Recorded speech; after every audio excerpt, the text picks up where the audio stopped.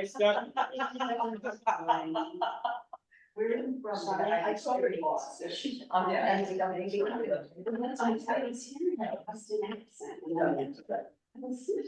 Dan, you got a minute and a half. I'll let you know once we're live. Okay.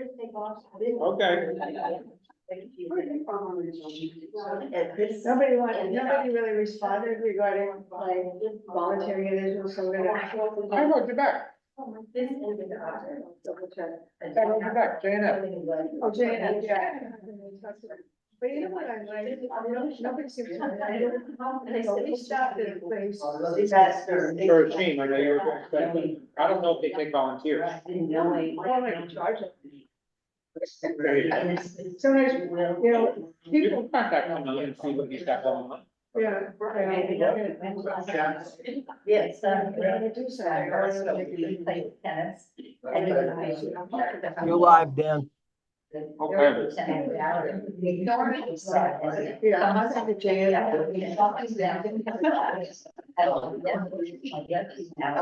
Ron, do we have anybody else on Zoom? Not yet. As soon as they come, I'll start letting them in. Okay. Well, hello, everybody. It's nice to see you all. I'm glad everybody is here. I'll just stop sharing for a quick second. I haven't had a chance to teach lunch and learn for a while. So I'm excited to have a chance to spend these 3 Tuesdays with you. When I used to teach lunch and learn much more frequently, I would have the opportunity to go around and grade everybody on their lunch to decide who actually had brought a meaningful, good lunch. But this group is pathetic. I thought lunch was part of the menu. No, Like learn and, it said lunch and learn. it is lunch unlimited. You gotta bring your lunch. And then we sit around and judge each other on the quality of the lunch that you bring. So, I'm just looking around the table. If Sunny hadn't baked cookies because she couldn't sleep last night, none of us would be eating anything. But let's see, you have I have something called. tongue sandwich. Now, that's impressive. Yeah. That's good. All right, you guys have nothing. Cookies and, hey, what do we got going on over here? Susan, what'd you bring? I brought a salad with chicken and broccoli and coleslaw. That sounds great, but salads never win. Oh, There's not nearly enough cholesterol in the salad to make anything inspiring happen there. Oh, avocado, all right, well, that stock goes up 5 points for the avocado. That's good. What else do we got? Anybody have any? No one brings lunch to lunch and learn? What are we all in intermittent fasting? Is that how it's working at Temple Bethel these days? to get in shape for the bash. We gotta get in shape for the bash. We gotta get in shape for the bash. That's true. I understand. Anyway, we're gonna have, hopefully, a lot of fun and a very interesting few weeks as we take a look at the teaching of Rabbi Abraham Joshua Heschel. Dr. Heschel is really probably one of the most extraordinary minds of the 20th century and lived a remarkable life, which we will learn a bit about today. And I've decided, a little bit given to sort of what's out in the universe and a little bit of my own interest, to take a look at Dr. Heschel's work on the prophets. As we will learn, this was not only an academic interest of Dr. Heschel's, which was the content of his doctoral dissertation. We'll talk a little bit about that. But his idea of what was prophecy and what was the mission of the prophets is something it's inspiring. It's powerful, and it in many ways is a testament to sort of who he was from his upbringing and how some of his early ideas about his theology, his Judaism, his orientation toward the world had started to germinate and to begin to find a voice at the beginning of his career, when the dissertation was completed in 1932. We can talk about what that means as well. And in many ways, it was the foundation for much of the other work that he did, which kind of impressed upon sort of his scholarship. Interestingly, the book, The Prophets, was only published in English 30 years after his dissertation was completed.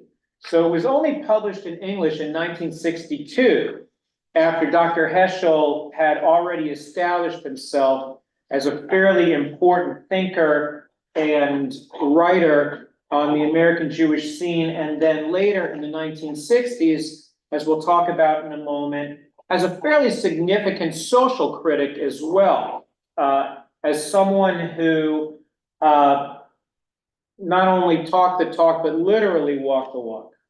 And I find him, the more removed that we are from his passing, a fairly young age. He was not yet 70 when he died, though he looked like he was 104. Because he had, you know, the white hair and the beard and the whole smash. So he looked a little more older and grizzled than he actually was. In 1972, when he passed away, the impact that he had on Judaic scholarship is really, I think, in many ways still being felt today. He was a thinker in many respects that was not like a little ahead of his time, was in certain ways way ahead of his time. And I think if you sort of look at where Jewish scholarship is and sort of the evolution of Jewish ideas, specifically in the non-Orthodox world, Heschel is like the grandfather of all of what we're starting to see in ways that we'll also discuss. So part of what we're going to be doing in our class is hopefully eating. Next week, I'm just going to say this. You got to bring something better next week. All right. I expect more cholesterol. I expect more carbohydrates. Okay. If you're going to come to lunch and learn, then you know you gotta step up your game, everybody. What did you bring, by the way? Oh, a very generic salad with little chicken and green grapes. Okay. Well, the green grapes help. But you, with the tongue sandwich, you win today. Okay, and if the best we can do is a tongue sandwich, I think we just really need to see what we can do about that. So in addition, though, I don't know what y'all are eating at home. You know, so for those of you who are joining us at home, Rabbi and Judy and Phil, I'm sorry, we'll turn that off. That was me. Okay, well, that's right, I was ringing too. I hope that you're having a good lunch at home also. Okay. So we're gonna begin. And so what I was gonna say is, part of what we're gonna do is we're gonna look a little bit about the life and the thought and some of the underpinnings of Heschel's thought. We'll see how far we get today. The second thing that we're gonna do is we're gonna look at his writing on two of the prophets, Amos and Hosea, just to get a flavor for what he's trying to say. And we'll have a chance to learn a little bit about these two prophets as well. And then in our third class, we're going to look a little bit more at how Heschel himself kind of understood his project and a little bit about why that spurred him to some of the social activism that really became the hallmark of the last 10 years of his life. Does that sound good to everybody? Does anybody else, anything else on their wish list that they were hoping to accomplish? Or are you just whatever? Y'all just wanted to be with me and I understand. Okay, good. So this is a reminder to everybody that there is a little device on the side of your telephone that you can turn to the mute setting. And that's usually good for keeping friends. Okay, so with that, we'll begin. And thanks to Ron Calver, our wonderful producer, who's helping us today. And Ron already caught one of my typos that I had the wrong dates for the class in the opening slide, but now they're repaired. Okay, so Rabbi Heschel was born on January the 11th, 1907 in Warsaw. So if you are a scholar of Hasidic thought, the name Abraham Joshua Heschel rings a much stronger bell even than the non-Orthodox thinker that emerged in the 20th century because of his great-great-grandfather. His great-great-grandfather was Rabbi Abraham Joshua Heschel of Apt, the Apter Rebbe, one of the real seminal leaders of what would be kind of the middle generations of the evolution of Hasidic thought. So just as a beginning, tell me what y'all know or remember from having learned of Hasidic thought. Some of you went, when we did a little bit on Hasidism, when we went on adult retreat last year. The nice thing about getting older is that you forget things, so we can just repeat them and it all seems new to everybody. But tell me what you remember about Hasidic thought. One thing that you remember about Hasidic thought. I was on the retreat. You weren't on the retreat. See, you missed something great, because we ate well on that one too. Don't look at me. I'm not looking. I think I wasn't on the retreat either, but isn't there a lot of mysticism with There's it? a lot of Jewish mysticism involved, right? It's sort of the first practical, popular application of Jewish mysticism. All right, so given the overwhelm, yes, Dora, do you have your hand up there? I was gonna say that their belief is that you talk to God through mitzvot, that the way to connect with God is through action, and through action, you do that through mitzvot, whether it's saying a prayer, whether it's going to see someone who's sick, that there are 613 commandments or mitzvot, and you do them, and the ones you can't do, you think about because you can't do them, there's no longer a temple, but you still acknowledge them and learn about them. Okay, I think that's a great, a really great summary of what is in many ways Orthodox thought. And in some ways, Hasidic thought is embracing of those truths that you just described, Dory, and in some ways, it's a bit of a departure. So just to understand a little bit of what he's growing up with. For $10,000 and a chance of the bonus round, who is the father, the founder of Hasidic Judaism? Baal Shem Tov, okay? Baal Shem Tov emerges in the 18th century, okay, as a mystic, and as a popular leader who was trying to say to the Jewish world, it's actually not so much about the letter of the law, but about the spirit of the law that matters, which is why Dory's expression was true, that the mitzvot are pathways to unlocking spiritual experience and a connection to the divine, but in the sort of, anybody have relatives from Lithuania? Okay, good, we can talk about them. Are you do a little bit? All right, so the Litvische, right, the Lithuanian orientation towards Judaism, I can turn this off for 1 second. The orientation that the what's called the Misnagid, or the Lithuanian school of the way Orthodoxy is, that God is found in the details.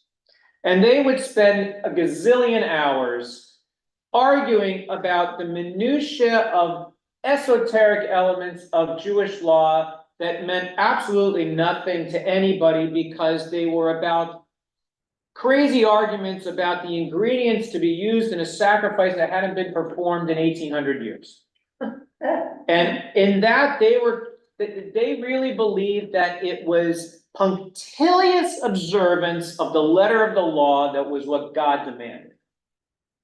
Which meant that if you were like a really learned Yid, right? I'm sorry for the misogyny of our tradition, but these were fellas that we were talking about.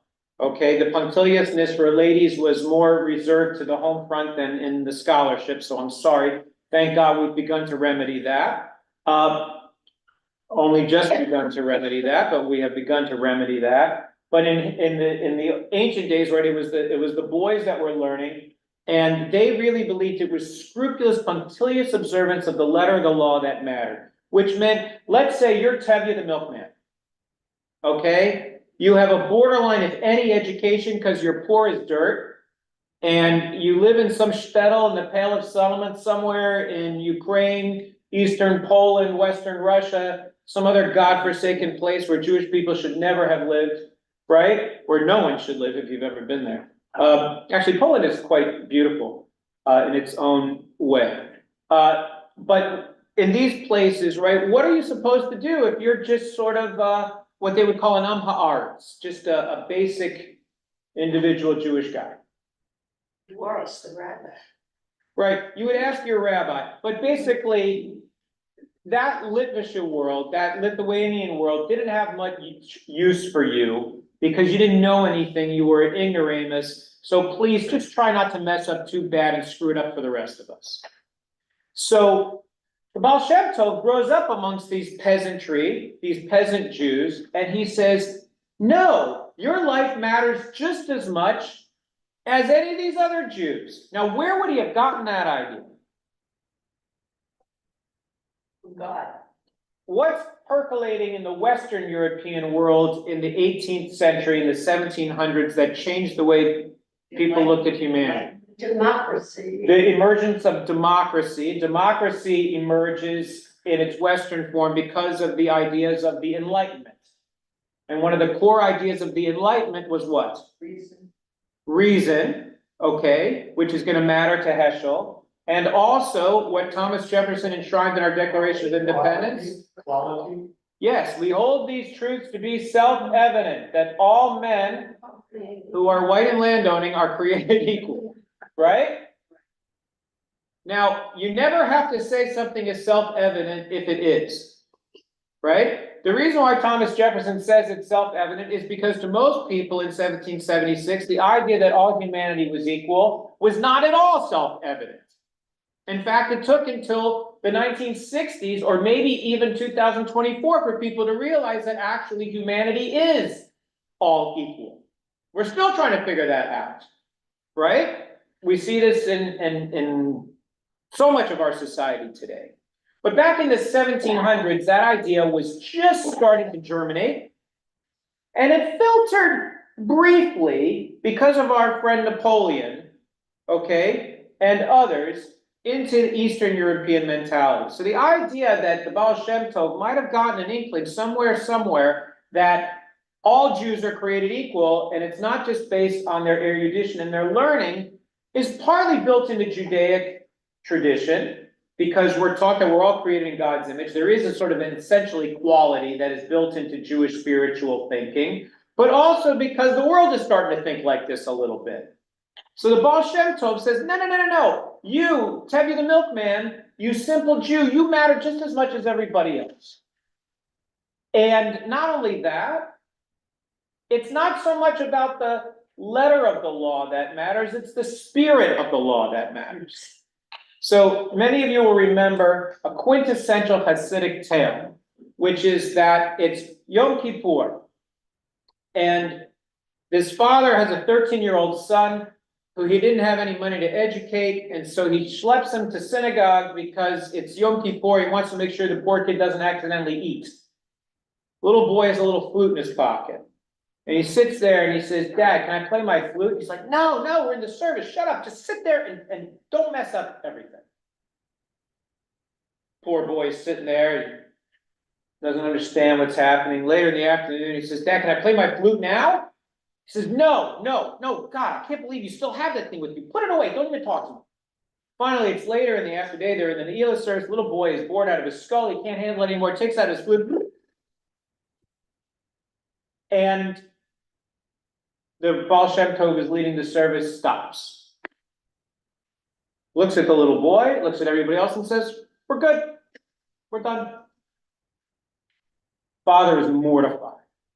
He goes up at the end to the Baal Shem Tov. He's like, oh my gosh, I'm so sorry. I apologize, my son, and I didn't know. I just wanted to make sure. He ruined the service for all of us. Baal Shem Tov says, no. On the contrary, the pure prayer that your boy sounded on his flute lifted all of our prayers and petitions all the way to the highest vaults of the heavens. And after his prayer was said, we had nothing left to do. God heard everything we needed to say. And it was because of your boy's flute that we were all redeemed. Now, what would a Lithuanian Jew say about that flute? They'd say, no, he actually did ruin the service, right? But the Hasidim would say, no, it's not about the letter of the law, it's about the spirit of the law that matters. That, without going into a whole other lunch and learn on Hasidic thought, which we can do sometime in the future for those who didn't go on our adult retreat last year, or who did go on the adult retreat but don't remember anything other than the wonderful food and time that we had together, we can review all that. I'm sharing all that because that's the world that Heschel grew up in. The other element that Heschel grew up in was this idea that is endemic to Hasidic thought, which is a fancy word called pan-sacramentalism. Okay, let me see if I can unpack that. When you hear the word pan at the beginning of a phrase, what does that mean? Across, universal, right? And when you hear sacrament, what does that mean? Connection to the divine, right? A sacrament connects you to the divine. If I'm Catholic and I go and I take the sacrament, I am literally ingesting divinity into myself, right? So a sacrament is something that propels you into connection with the divine. Make sense? So put those two things together. Pan-sacramentalism means what? God's everywhere. God is everywhere, in everything, all the time. And you just have to open yourself to awareness of the fact that all the things that you think are devoid of God's presence are actually filled with it. Does that seem counterintuitive? No. Okay, good. Because a lot of times when we think about what it is to connect to God, we often think of it as a binary thing. I'm here and God's way out there.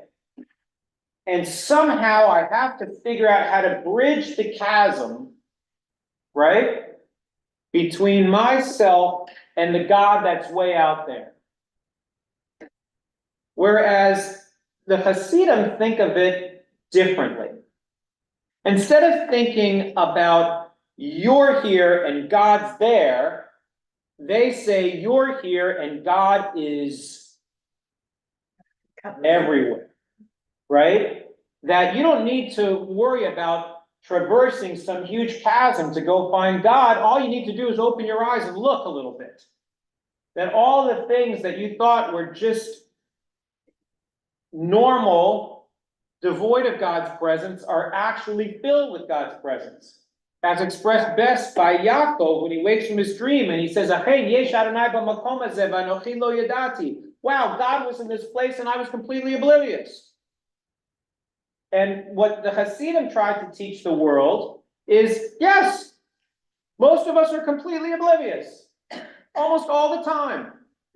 And so the key to living a good, holy life is to figure out ways to expand your awareness, to open your eyes, to see what has been right in front of your face the whole time, you dumb schnook. You just had to look. And you had to see that all of that which you thought was meaningless was actually filled with meaning. That all of the stuff that you thought was just plain old dirt was actually holy ground. That every moment, every breath of your being is a gift from God. And that's a very different orientation than the rest of the Jewish world, and in many ways, the larger world in which these Jews found themselves at the beginning of the Enlightenment were finding themselves. I share all of that introduction because Heschel is raised in this Hasidic world. Okay? I'll stop there just to see if there's any questions. Are we still having fun? Yes, I do have a question/comment. I think growing up in a conservative Jewish environment, I never felt a connection with God on a personal level. In terms of, God was part of the religion and I was separate in the sense of, following the commandments and the traditions and so And forth. we're going to talk about why you felt that way and why Heschel himself was having a hard time in the conservative movement too. Right, and I'm wondering if that's just a thinking, a philosophy, or a way of presenting Judaism. Okay, so just briefly, because we'll talk about this a little bit more as we go through a little bit about Heschel's life.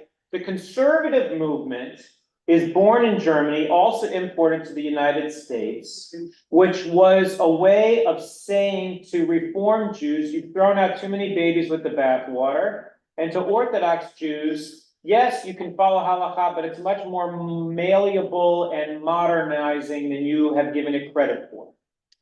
So the conservative movement emerges out of Germany, okay, which tells you a lot, Yeah. right?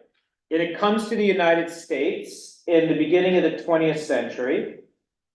And they're trying to find a middle ground between the anti-Halechic reform movement, the anti-Jewish law reform movement, and the Orthodox world that is so locked in its observance of law that it can't see straight. And the conservative movement tries to apply a middle ground, but they're still living in that sort of Lithuanian orientation that it is the law that matters. Because there's such a detachment that I Right, and we'll grew up talk with. about that. Okay. We will definitely talk about that. Yeah, Norm. Just wanted to ask you about your thoughts of the native North American Indian.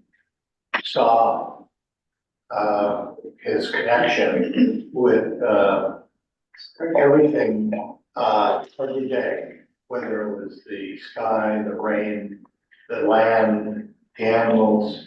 And it's also something that the Eastern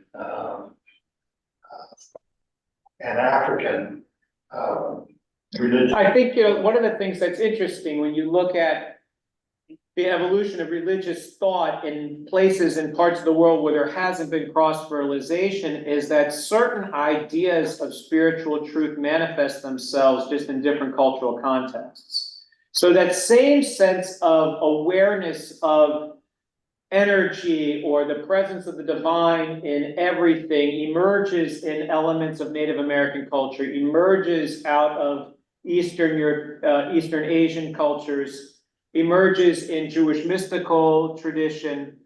Those ideas kind of percolate and evolve because I think they're true, and truth kind of bubbles up irrespective of its religious context. They're not fabricated, they're revealed, right? So if they're out there in the universe to be revealed, they reveal themselves in different ways depending on the cultural context. So yeah. So my mind goes, Hasid is traveling out west and he meets his Indians and he looks at them, and he listens to them with their translator, and he goes, my brothers. Yeah, the Frisco Kid's a great movie about that. Yeah. I was gonna say, we also don't have we have to put in historical perspective. There were 3 million Jews living in Poland before World War II. Yeah, you have So, 2.5 million Jews right. living in Ukraine. Right, so you're talking about A lot of people. but a much more infused Jewish population than, let's say, in the United States, where we're all over the place and we're not.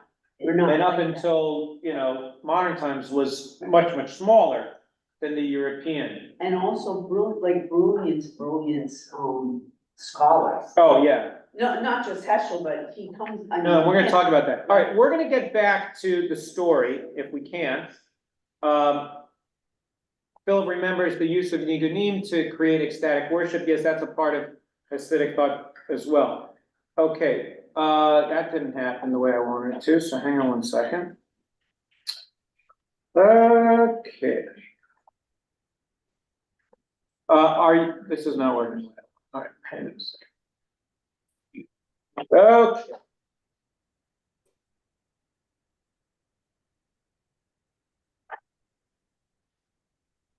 Okay, so Heschel is the youngest of 6. His father himself was a Hasidic rabbi. He was the Pelzovizhner Rebbe. And on both sides of his family, his mother and his father's family, you have significant Hasidic lineage. Okay, and he was raised kind of like what you would call an Elui. Okay, an Elui is somebody who is like a savant, someone who they figure at a young age had an intellect that was rare. And so like when he was growing up, he was treated like a prince.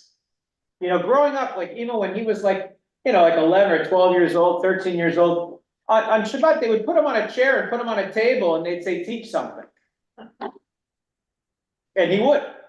So he was raised in this, very, traditional Yiddish-speaking Hasidic society. He was raised with a traditional education, was Talmud and Midrash and a traditional Cheder Torah learner, as it would be in a community that was also made of mostly poor people. His father died when he was just about 9. And so since his father was not able to supervise his education anymore, the community kind of took over, his family. And he studied with one of the followers of the Hasidim of Ger, okay? And he was raised to then be taught the ideology of Rabbi Menachem Mendel of Kutsk. And there's a book that was published after his death called A Passion for Truth, which he wrote pieces of before he died, which was then taken by his daughter, Susanna Heschel, who is a fairly well-known scholar in her own right, the only child that he and his wife Sylvia had together. And they put a lot of these writings together where he sort of compares the writings of the Kutzker Rebbe and the writings of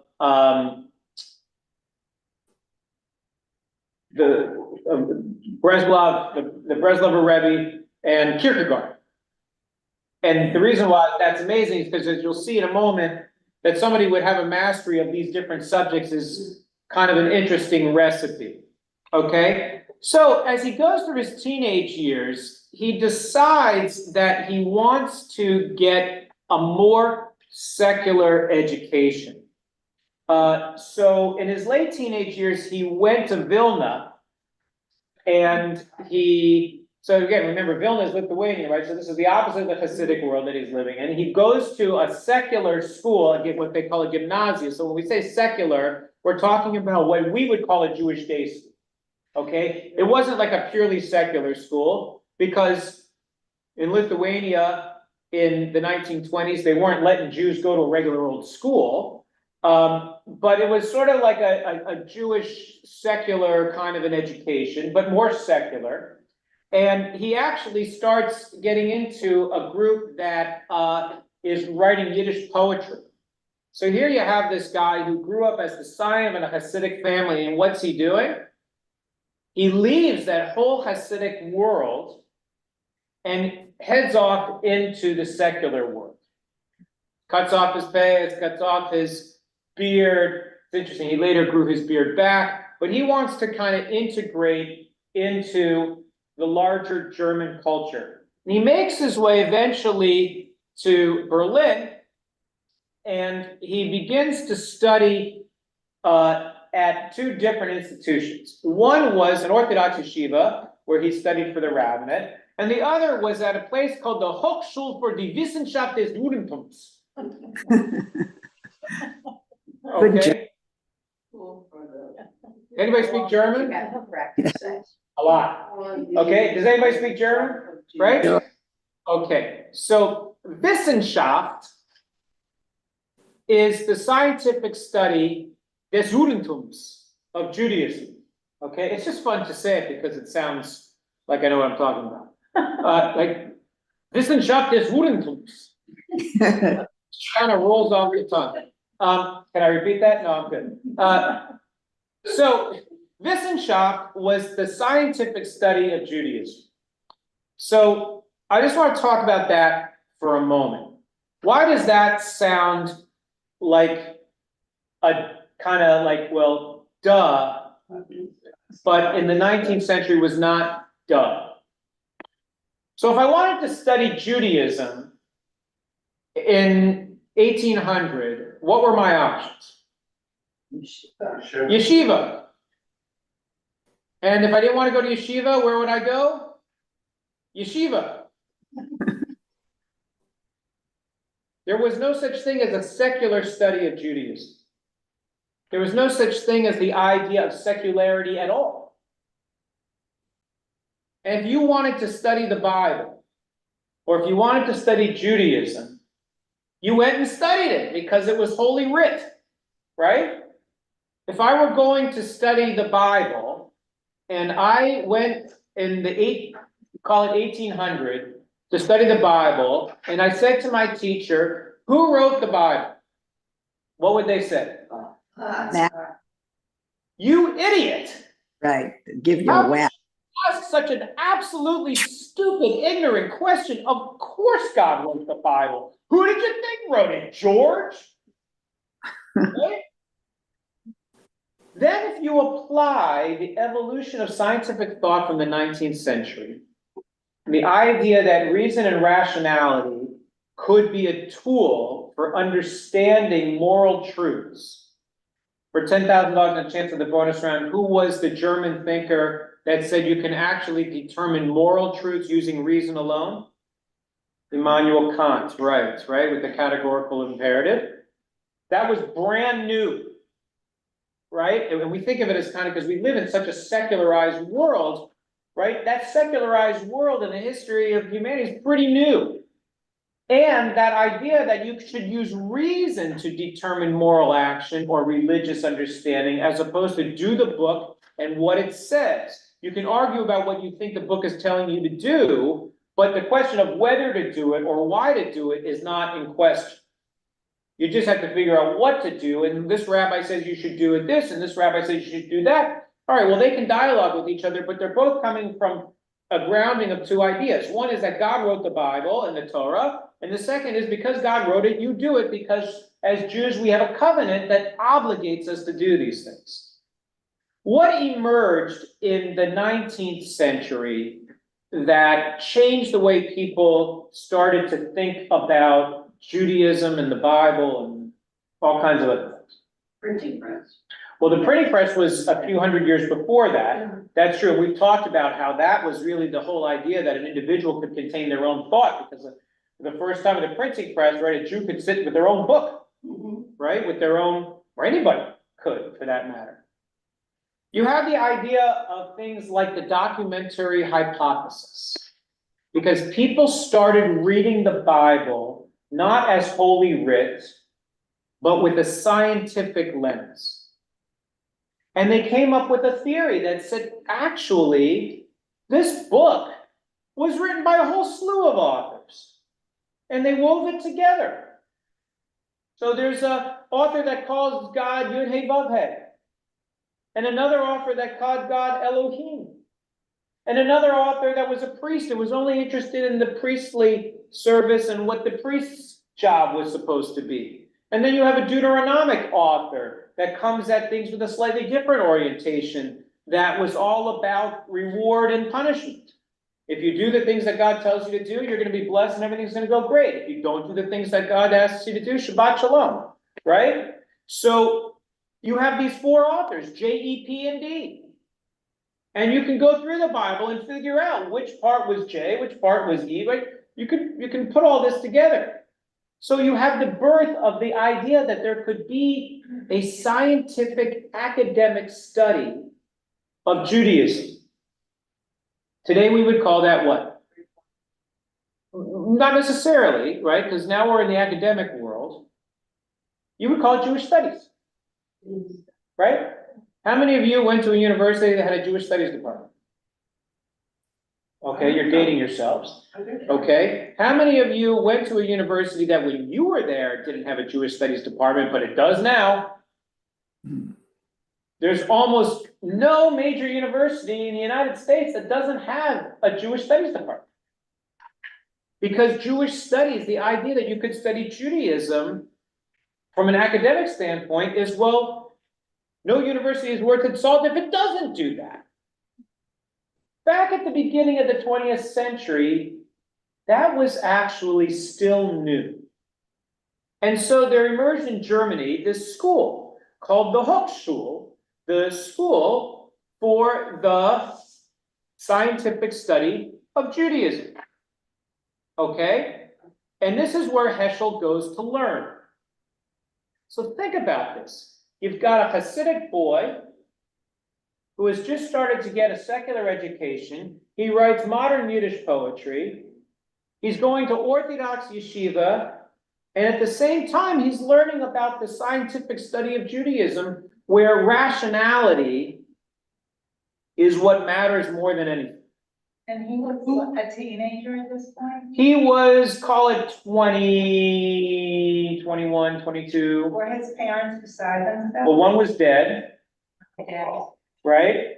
And, this was in the 20s, like, they didn't have Find My Phone, But wasn't right? Like, what are they gonna do? wasn't Zionism coming to the forefront? Zionism wasn't part of Heschel's issues, but yes, you have all of these sort of new nationalist movements, responses to Hegel and others, yeah. Who were his teachers? Who were his teachers? I could give you their names, but they won't matter. But What I'm getting at is, were they rabbis? they Or were were they rabbis, they scientists? were scholars, they were, all right, so who was playing in the Hochschule at that time? You have these sort of big rationalist thinkers. Martin Buber used to hang out there a little bit. Franz Rosenzweig used to hang out there. There's some others, of names that you might not know, but they were biblical scholars. Some of them were rabbis, right? Who had grown up kind of like him and had wandered away from traditional Judaism into that more scientific realm. A lot of them had PhDs. Okay.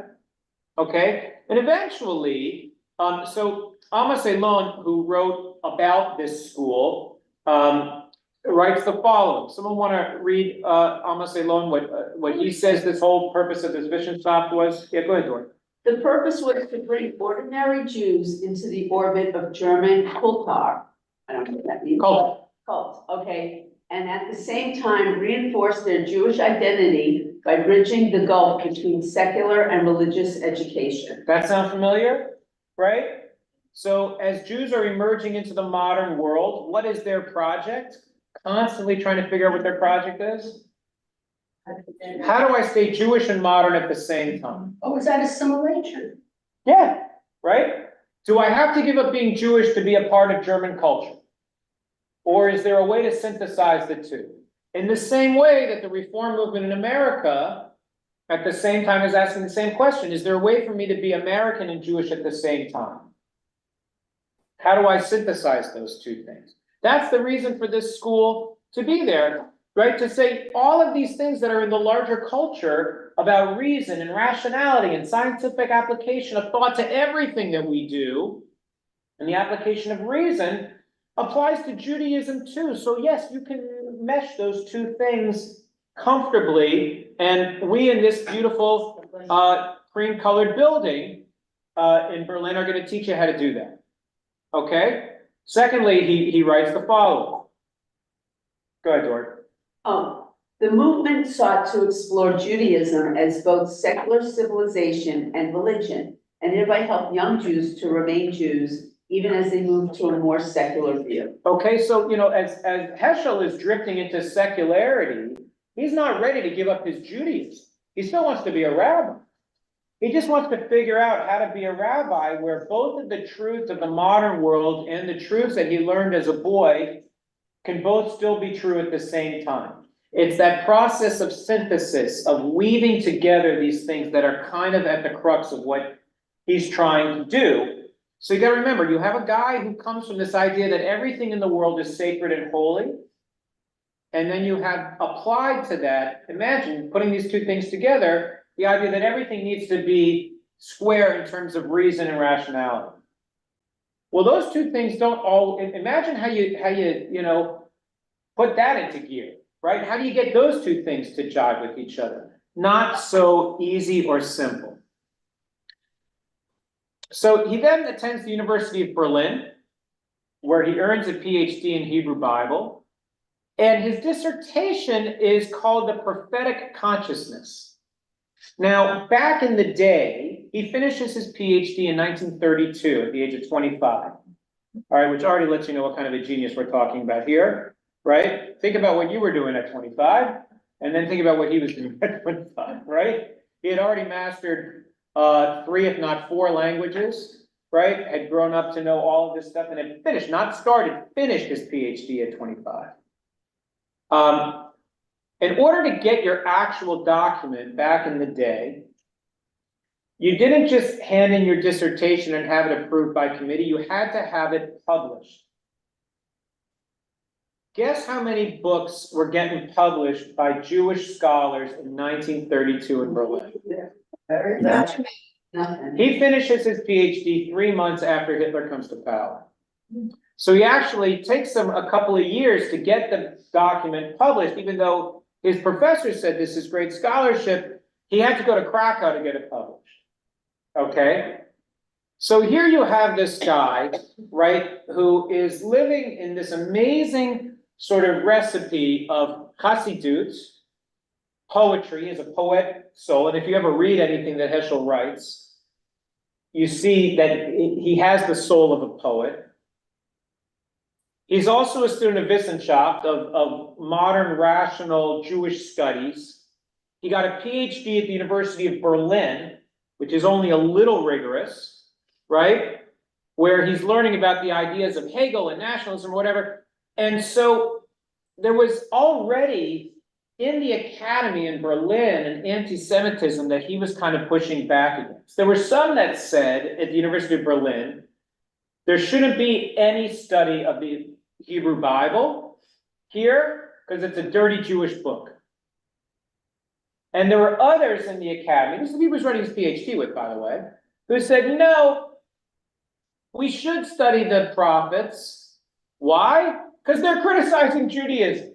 They're talking about how sinful the people of Israel is.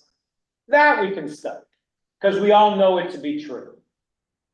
So Heschel eventually does get his PhD. He begins to teach in Berlin, and he's in the midst of, he ends up in Frankfurt where he's teaching in other places. And eventually in October of 1938, he's arrested and he is deported, okay, as many Jews were at that time, to Warsaw. He spent 10 months teaching at the Warsaw Institute for Jewish Studies, which is sort of Warsaw's answer to the German Hochschule, okay? Same kind of an idea. Notice he's not teaching at a yeshiva, he's teaching at an Institute for Jewish Studies, right, as an academic discipline. So he's trying to figure out, notice what he looks like at this time. Does that look like a chassid? No. No, what does he look like? Looks like a German intellectual. But then what's beginning to stir in 1939 is, you know, the Nazi menace, right? And an amazing thing happened around that time. Julian Morgenstern, who was the president of the Hebrew Union College starting in 1922, created an initiative to try to rescue as many great leading German scholars, European Jewish scholars, and get them the hell out of there.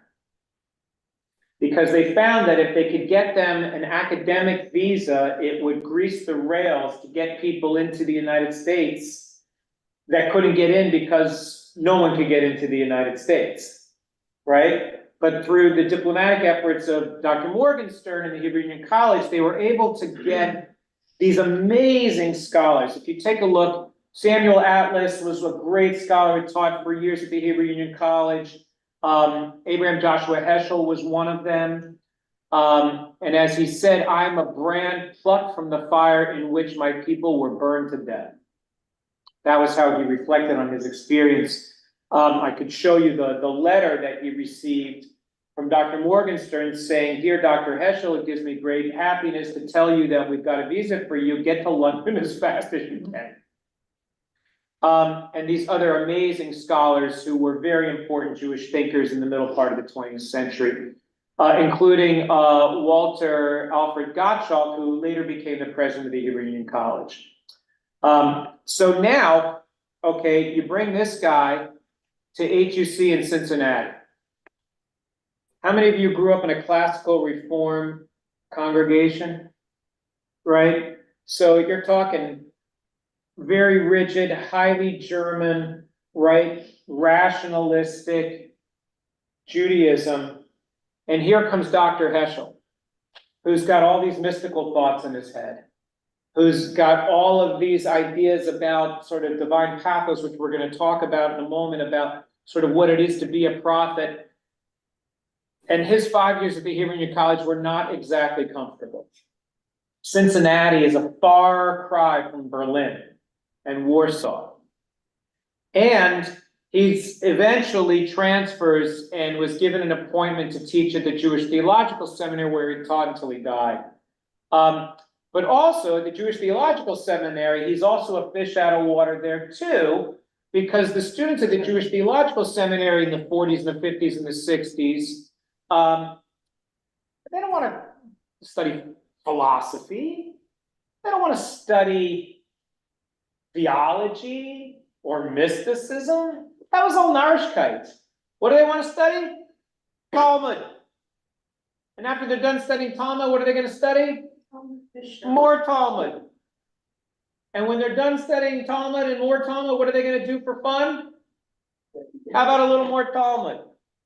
Because the orientation of the conservative rabbinate was towards halakha, which is why your experience growing up was so boring, right?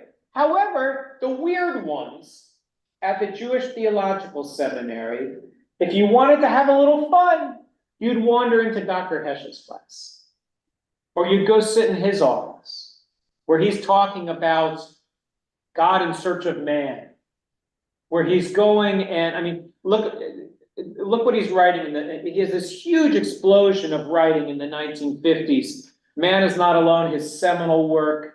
Again, he's teaching pantheism, the idea that God is everywhere, pansacramentalism, all these ideas that he gleaned growing up, while marrying that to the world. He writes The Sabbath. We've studied that book together. This incredibly, you can see the poet's soul, and he talks about a palace in time of his man's quest for God, God in search of man. And his soul is just kind of exploded with all of these ideas that he's trying to put out to a world that doesn't really want to hear it. Interestingly, it's 70 years later that people are really opening these books.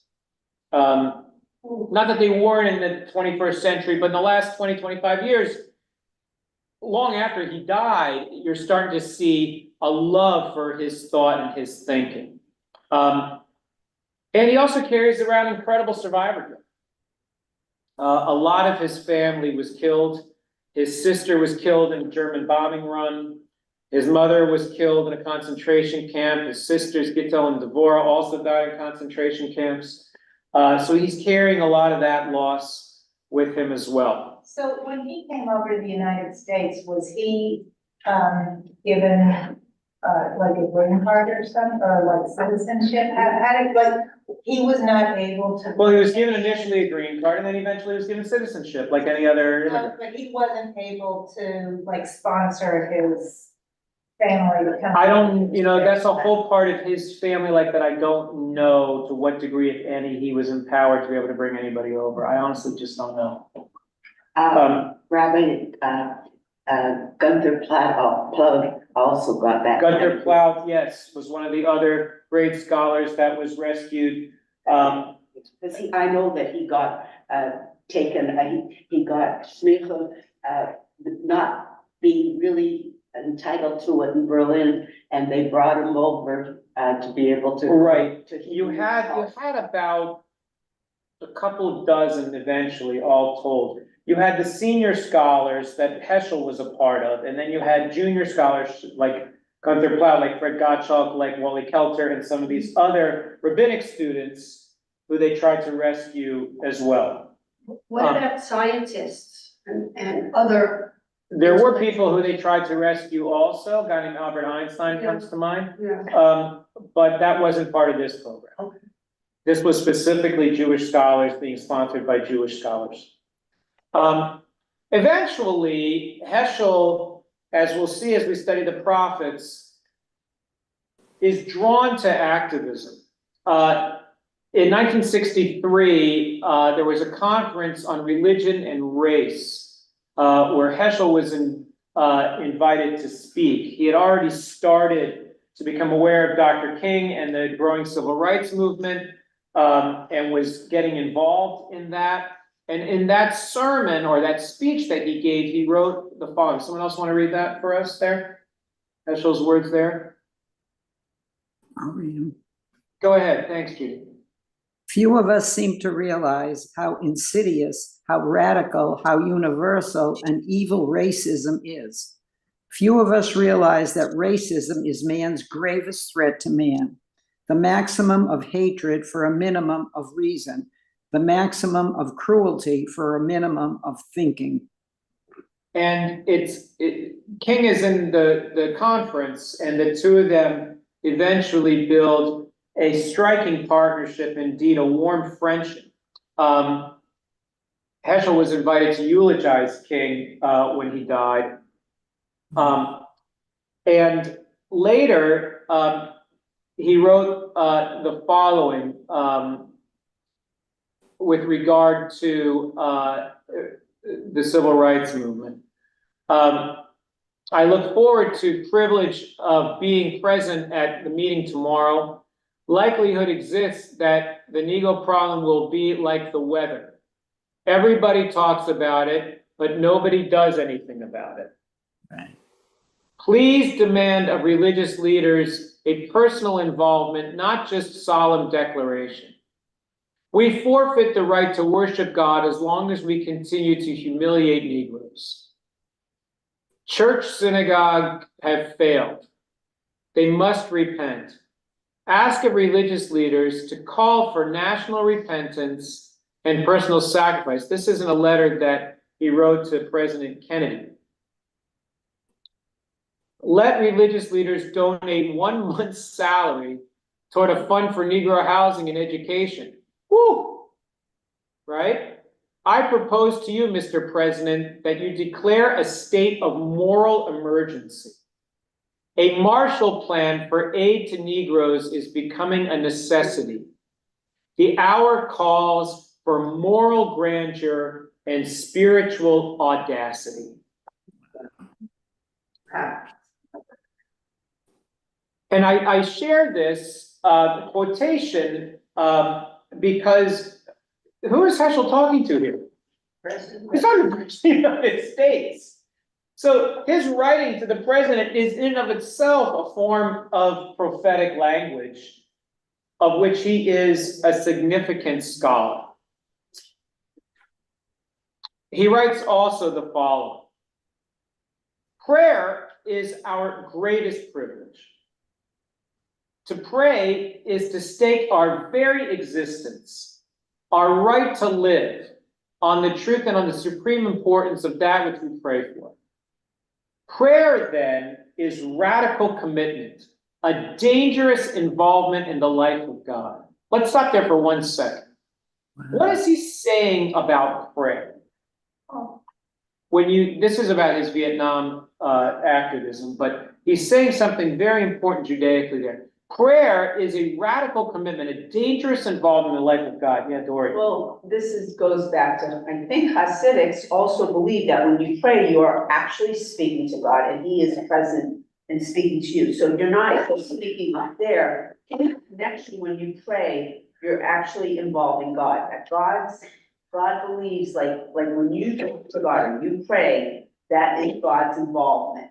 And I think I read that in the book of the Sabbath too, that is where God's reason for having us is that we connect with him through prayer and through action. And so, right, so when you think about prayer, if I were to say to you, think of your most intense moments of prayer, what were you doing in those moments? Talking to God. You were talking to God, right? Dangerous. Oh God, please let the surgery go well. Oh God, please let the medicine do its trick.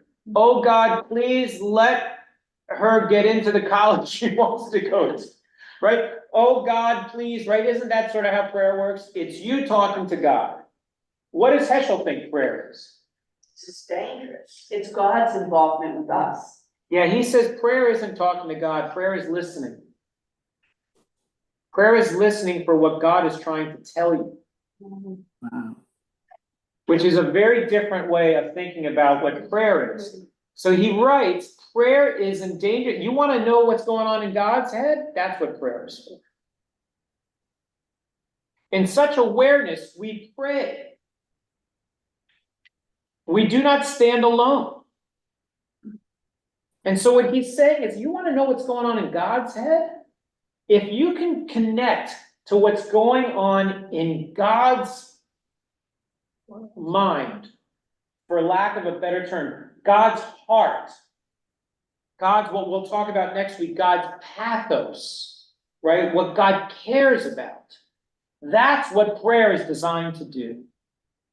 To open your heart so wide, not so that you can pour out your own stuff, though that's a piece of it, but to be even more open so that you can be aware of what is on God's mind.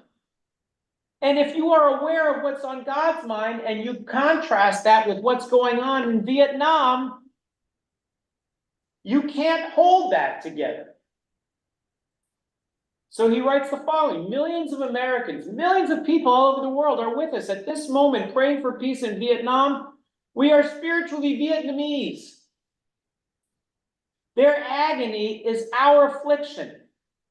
Their hope is our commitment. These poor people who live in a land thousands of miles away from home need to be at the core of your immediate moral concern. Their suffering has to rip your heart to shreds, or you're not really praying. Where is God present now? We do not know how to cry. We do not know how to pray. We think going to church, going to synagogue. He doesn't have any use for that. It doesn't mean anything to him, right? Unless it moves the heart to such a degree that you feel compelled to act. Our conscience, he writes, is so timid, our words so faint, our mercy so feeble. O Father, have mercy upon us. Our God, add our cries uttered here to the cries of the bereaved, crippled, and dying over there, because he believes God feels that. Have mercy upon us all. Help us to overcome the arrogance of power. Guide and inspire the President of the United States in finding a speedy, generous, and peaceful end to the war in Vietnam. These were not popular things to say, by the way. Not in his school, not necessarily to all of his students, certainly not to the funders of the Jewish Theological Seminary of America, and not to a whole slew of people in the United States. He did not get arrested. He did not pursue civil disobedience because he really felt like he was better equipped speaking out from the inside than from a jail cell, though there were many of the people that he admired and respected who did get arrested. He was actually investigated for helping people burn their draft cards, but they never did anything about it. But just to finish the phrase, we call for a covenant of peace for reconciliation of America and all of Vietnam. To paraphrase the words of the prophet Isaiah, for Vietnam's sake, I will not keep silent. For America's sake, I will not rest until the vindication of humanity goes forth as brightness, and peace for all men as a burning torch. He also famously walked with Dr. King in Selma, where he famously said, even without words, our march was worship. I felt my legs were praying. And just to conclude, he said, there is bound to come a renewal of our sense of wonder and radical amazement, a revival of reverence, an emergence of a sense of ultimate embarrassment and ultimate indebtedness. He sort of pulls it all together to say, like, if your heart is really open to all that is holy in the world, and then you put that up against the reality of the injustices that exist, and you just sit there and have a turkey sandwich, you're not doing what you need to do. And he dies on Shabbat on December 23rd, 1972. And so that's a good introduction to what he's coming with. And then next week, we'll dive into his thought and what he writes on the prophets, specifically around Amos and Hosea. So thank you all for joining us, and enjoy the rest of your day. Thank you.